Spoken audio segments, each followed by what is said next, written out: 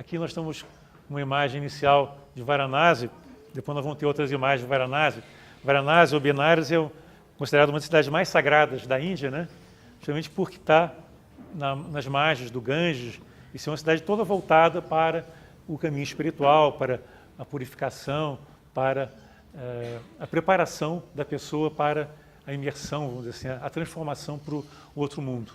Aqui apenas uma imagem mostrando como é que existe uma grande riqueza, uma grande bagunça também na Índia, né? Ali você vê uma vaca no meio da rua, então você tem ônibus, tem os chamados rickshaws, são aquelas lambretinhas de triciclos, né, que estão sempre andando para lá e para cá. Você tem vacas andando no meio da rua, você tem macacos e carros, enfim. É interessante, parece muito caótico, mas ao mesmo tempo eles se entendem. Então nós temos que estar preparados para de repente encontrar um elefante no meio da rua, como esse aí, né? Você encontra todo tipo de animais na rua, cabritos, né?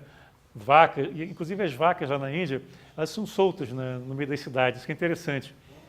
Inclusive elas comem restos de lixo, lá em Rishikesh, por exemplo, que é uma cidade que nós ficamos há algum tempo, né? Que é considerado o centro, né? O núcleo do yoga.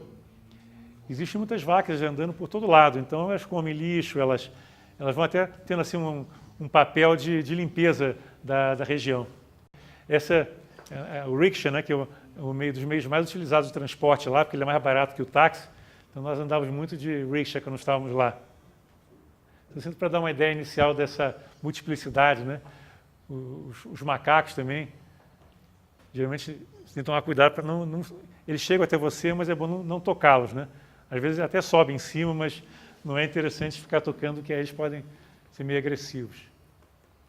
E essa é uma das cidades que nós visitamos, chamada Haridwar. Ali embaixo vocês podem ver o Ganges, né? Que é um rio muito especial, tem uma cor esverdeada, tendendo para o turquesa, que é muito linda. E esse é um local em cima da montanha, onde tem um templo. Você sobe até lá de teleférico. E nessa cidade, Haridwar, tem uma bela imagem de Shiva. Vocês podem ver que as imagens de Shiva variam muito, mas todas têm um tridente. E tem também uma cobra, né? A Naja na cabeça. E tem uma série de simbolismos associados a Shiva. Shiva faz parte daquela trindade hindu, que é formada por Brahma, Vishnu e Shiva, onde Brahma é o criador, Vishnu é o preservador e Shiva é o destruidor. Então ele é considerado o deus mais poderoso, porque ele destrói. Mas essa destruição de Shiva não é uma destruição puramente pelo prazer de destruir, porque dentro do conceito do indiano, você só pode nascer quando você morre. Quer dizer, para que o novo possa surgir, é necessário que o velho morra. Então o deus Shiva é aquele deus que permite a transformação, a renovação. Então, através dessa dança, chamada dança de Shiva, existe uma grande transformação no universo. Então, os indianos reverenciam Shiva justamente porque eles têm, ao mesmo tempo, temor e reverência, porque a vida é mudança, a vida é uma dança, né? Uma dança de transformação. Lá em Haridwar, existe um ritual que é feito diariamente, à noite, no Ganges. Vocês podem ver aqui, essa imagem não está muito nítida, né? Mas eles colocam diversos barquinhos iluminados no rio com as oferendas. E esses barquinhos têm flores, têm alimentos, né? E tem objetos que eles colocam em adoração à divindade. E muitas vezes eles desejam alguma coisa e colocam o barquinho no rio e o barquinho vai sendo levado pela correnteza.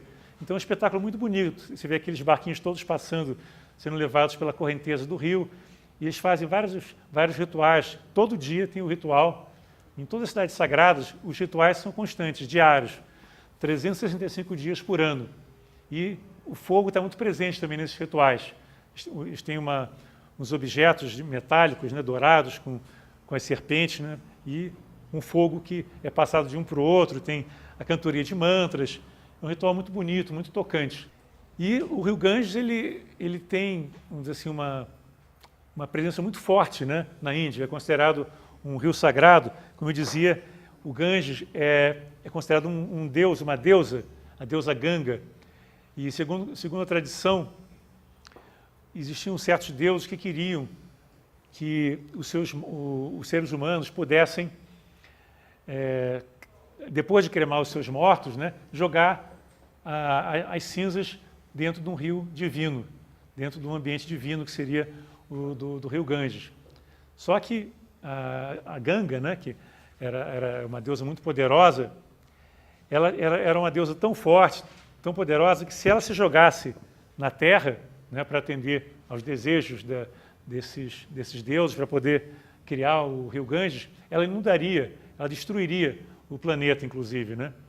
Então o deus Shiva se colocou à disposição para absorver aquela grande torrente de água da deusa Ganga e fazer com que ela fosse atenuada e pudesse, né, se transformar num rio domado, vamos dizer assim, né? Diz a tradição que quando a deusa Ganga desceu, aquele grande fluxo de água ficou preso nos cabelos, né? Cabelos encaracolados de Shiva. E aí, então, esse deus encaracolado, os cabelos encaracolados representam as florestas do norte da Índia. Diz, então, que as águas ficaram presas, né, nos cabelos de Shiva, né? E acabou que o rio foi domado e passou a ser o rio Ganges, que continua a fluir sem cessar. E, então, a imagem de Shiva está muito presente, né, no rio Ganges. Você vê vários templos da Shiva ao longo de todo o percurso do rio Ganges até as suas nascentes, que são várias nascentes, na realidade. Aqui nós chegamos em Rishikesh, que é logo depois de Haridwar. Fica meia hora só de Haridwar. E do outro lado do rio Ganges, nós temos o ashram que nós ficamos hospedados, que chama Parmat Niketan. É um ashram muito especial, dos mais conhecidos. E também todos os dias nós temos os rituais que nós vamos ver já. Então, na região do ashram e nas redondezas existem vários templos, né? Existem os swamis, os sadhus que ficam circulando por lá. E dentro do Parmat Niketan existe uma escola, existe um grupo de garotos que geralmente são órfãos ou pessoas que foram abandonadas pela família e que foram adotados pelo ashram e vivem lá. Então eles moram lá, tem escola lá e são educados desde pequeno a cantarem os mantras. Então todo dia nos rituais eles ficam sentados, né, na beira do Ganges. Essa é uma outra imagem do Parmat Niketan, esse é o Carlos Eduardo que organizou conosco a viagem. No final da tarde, um pouco antes de escurecer, as pessoas se reúnem na beira do Ganges, vocês estão vendo o Ganges ali atrás. Essa é outra imagem do Shiva que está onipresente lá, o Shiva meditando. Então a garotada e algumas pessoas mais velhas também se reúnem nessa localidade. E aqui atrás existe uma arquibancada, onde as pessoas sentam para fazerem o ritual junto com os organizadores. E num certo momento chega o Swami, que é tá aí o Swami, que é quem coordena o ritual, e ele que vai tocando aquela cantoria de mantras, né, que é uma cantoria muito bonita. Então, é um ritual que dura algumas horas e é muito envolvente, porque é uma cantoria contínua de mantras e muito bonito também, porque você vê o Ganges no fundo passando continuamente. Isso aqui já é o restaurante lá do ashram, né? As pessoas sentam no chão, muita gente come com a mão, os indianos e algumas outras pessoas que estão habituadas já comem com as mãos, mas quem quiser pode comer com a colher. Lá eles têm essa colher de chá. Em alguns ashrams não tem essa possibilidade de comer com colher, porque o comum na Índia é comer com a mão, só com a mão direita, diga-se de passagem. E lá na Índia, o yoga, inclusive nessa cidade, Rishikesh, é uma constante, né? Você tem muitos centros de yoga, nós visitamos um deles. Esse é um swami que muito conhecido aqui do lado esquerdo, do lado direito sou eu, fazendo aí a postura também. E nós tivemos uma aula muito rápida de yoga, e todo dia de manhã nós fazíamos também nossa prática. Interessante que no ashram começa muito cedo a prática, né? 5 horas eles se reúnem e já começam os cânticos, os mantras. 6 horas começava o Hatha Yoga, depois o Pranayama também, né, as práticas respiratórias, e só depois é que a gente tomava café, aí depois tinha uma série de outras atividades. Quem quisesse poderia sair do ashram para fazer outras atividades, e quem quisesse poderia ficar, assistir palestras e participar das atividades normais do ashram. Então nós saímos e fizemos, uma das atividades que nós fizemos lá foi o rafting no rio Ganges, né? E aqui o Ganges ainda é relativamente limpo, né? Dá para nadar no Ganges, porque lá em Varanasi já é muito sujo, porque já tem as lavadeiras, tem os crematórios que jogam as cinzas no rio, e tem esgoto. Então aqui não, aqui o rio daqui para cima é muito limpo. Essa é uma ponte em Rishikesh, você vê as figuras que nós encontramos, né? Muito interessante. Você encontra no meio da ponte com uma vaca. Essa aqui é uma farmácia ayurvédica que fica bem na saída do ashram, pertinho do local onde nós fazíamos os rituais vespertinos. E essa é uma cena típica no Ganges, né? As pessoas conversando na beira do rio. É uma vida muito tranquila, né? Então você vê os swamis, eles usam esse tipo de roupa, né? Esses hobbies amarelos, alaranjados, que são típicos do swami, aquele que renunciou à vida mundana, que leva uma vida contemplativa, uma vida de meditação, de estudo. Então nós encontramos em Rishikesh, nessas cidades sagradas, muitas pessoas que renunciaram à vida mundana e estão totalmente voltados para a vida espiritual. Então eles fazem voto de pobreza, a maioria faz voto de brahmacharya, que é um voto de celibato, né? Ou seja, eles renunciam a qualquer tipo de contato sexual. E lá eles têm até em alguns ashrams, tem uma certa rigidez, separando o homem de um lado, a mulher do outro. Esse já é um outro local, também mais em cima no Ganges. Você vê um acampamento do outro lado, uma praia no rio Ganges. E a cor do rio é muito impressionante, aqui ela é muito limpa. E para os indianos, existem certos locais que são muito sagrados. Os encontros dos rios, né, são considerados locais muito sagrados, eles chamam de prayags. Então esse é um prayag. Se dá para notar que tem uma parte do rio que está vindo daqui e outro de lá. Então esse é o encontro de dois rios. Então as pessoas vão para esses locais que são especiais para meditar, para ficar um tempo ali reclusos e voltados para esse trabalho espiritual. Você vê que é uma outra imagem do Ganges, aqui já está bem mais estreito, né? Porque nós saímos de Rishikesh e fomos na direção das nascentes do Ganges e chegamos em uma das cidades mais sagradas, que foi Kedarnath. Vamos ver daqui a pouco algumas imagens de lá. Mas o rio vai estreitando e vai ficando cada vez mais limpo, né? Porque nós estamos chegando mais próximo das nascentes e subindo continuamente, né? Porque nós vamos caminhando na direção dos Himalaias. Esse é um outro prayag, uma outra união de rios. Está vendo? Tem dois rios, o Alakananda e o Gujarat, se não me engano. Mas você vê que, inclusive, a cor dos rios é diferente. Esse rio, o Alakananda, que vem de cá, ele é mais frio. Ele tem uma cor, um verde mais claro que o outro. E a água muito fria. Aqui já é um local bem mais alto, chama Deva Prayag. E é aqui que começa efetivamente o Ganges, que os dois rios que estão se encontrando já têm outro nome. Então, nesse ponto que começa, de fato, o Ganges. Então, é considerado um local muito sagrado, naquela pontinha ali do encontro, onde as pessoas vão se banhar e fazer os rituais.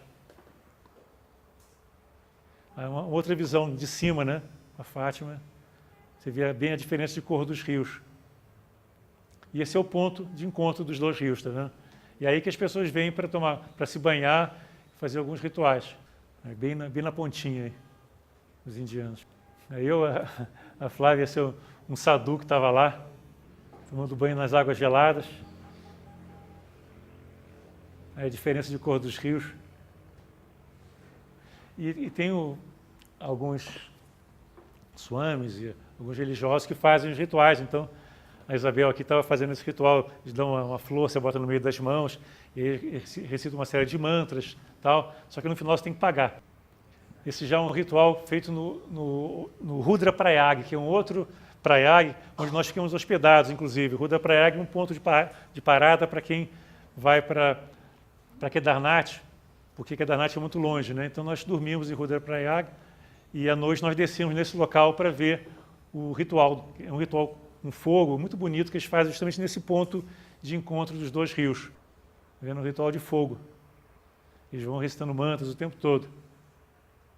E aí tem vários locais na viagem que a gente encontra altares como esse. Esse é dentro de uma gruta, só está claro por causa do flash.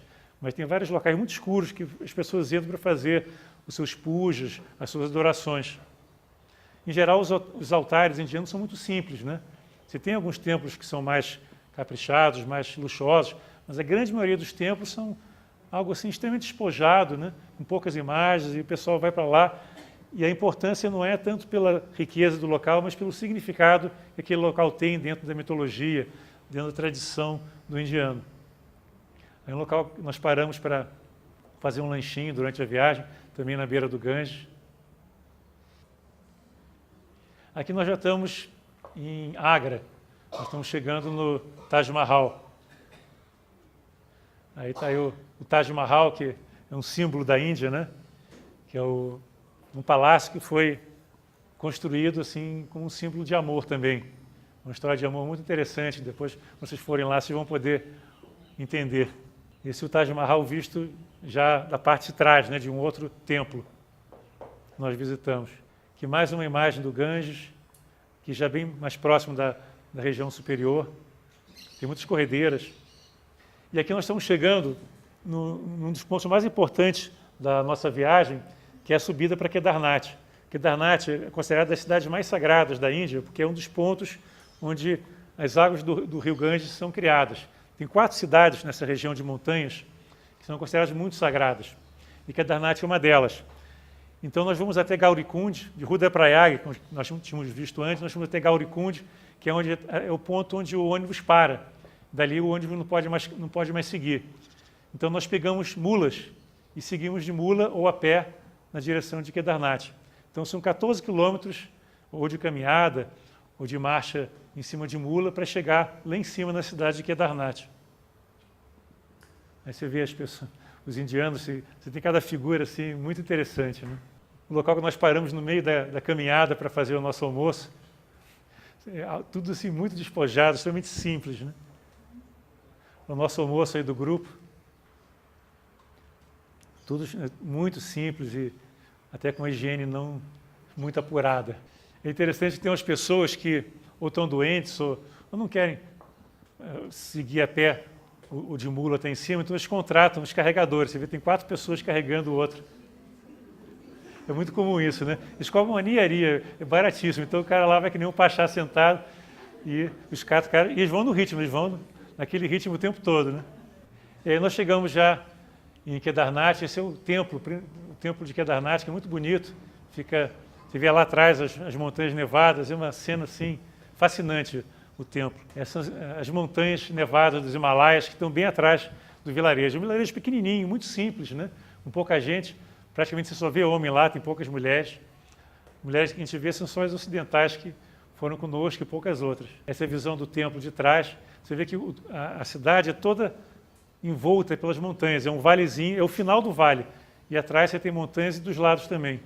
E o rio que nasce nessa região, então, que é bem estreitinho nessa hora, ele caminha pelo vale. Outra visão do templo, aí as montanhas nevadas. Essas montanhas lembram muito os quadros do Nicholas Roerich, não sei se vocês já viram, né? Que retrata exatamente essa beleza dos Himalaias, é uma coisa realmente fantástica.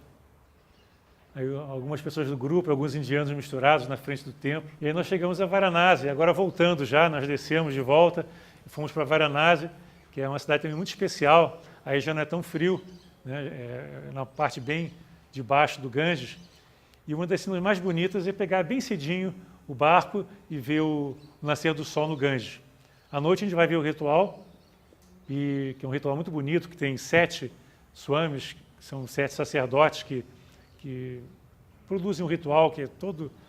eles são treinados desde criança para fazer esses rituais, são muito bonitos, com muita música, muito barulho.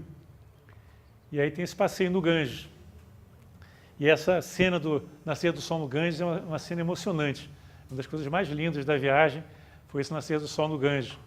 Você sente aquela presença, né, do sol, porque o sol para o indiano ele representa a luz, representa a divindade. Então os indianos chegam na margem do Ganges, especialmente em Varanasi, e recitam o Gayatri.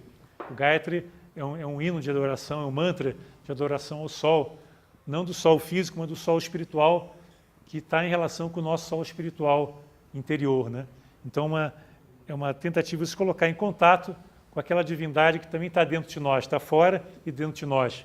É um momento de grande reverência, esse nascer do sol. E aí, em Varanasi, é um local assim, muito especial para sentir essa presença. Depois o sol vai se pondo, vai nascendo, né? E aí é um passeio de barco muito bonito que a gente faz.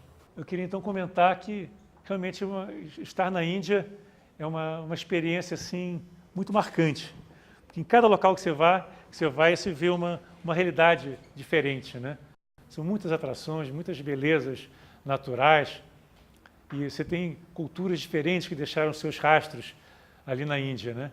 Mas o que mais impressiona é essa vivência da espiritualidade, né? É a possibilidade de você sentar diante do Ganges, recitar um mantra, entrar num estado de meditação, e quando você está lá você consegue talvez níveis de aprofundamento maiores do que quando você está aqui. Na realidade a meditação pode ser feita em qualquer lugar, mas talvez lá a gente consiga um grau de desligamento, né, dessas coisas mundanas maior do que aqui, porque ali existe toda uma aura, né, todo um ambiente que é voltado para a autorrealização, que é voltado para o crescimento espiritual, para essa redescoberta daquilo que nós temos de mais profundo e mais belo dentro de nós. Então eu queria parar por aqui convidando a todos a buscarem a sua Índia, mesmo que não possam encontrá-la fisicamente, mas que encontrem a sua Índia do coração, encontrem essa vivência da espiritualidade, essa descoberta dessa beleza interior que todos nós temos e devemos reverenciar e vivenciar profundamente.